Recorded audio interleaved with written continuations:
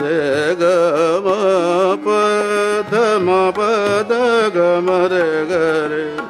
रे म प सा नि सा ध नि प ध म प ग म रे म प ग म रे ग रे सा रे नि सा ध नि रे ग म प ग म सा नि ध प ध म प नि ध प म ग म ग रे सा रे नि सा रे दा मे नि ध म गे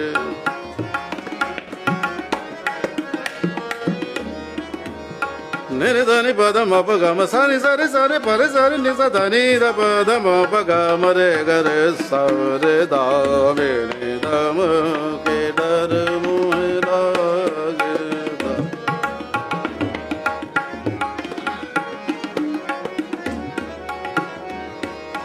आ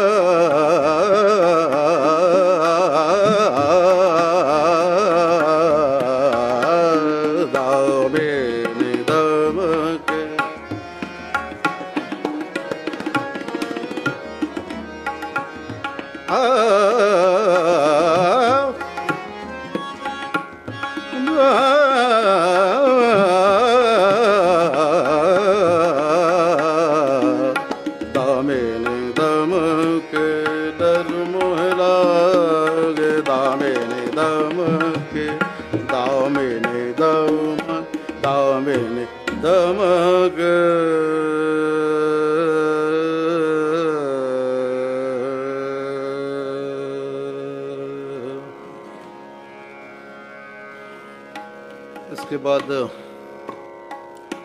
कुछ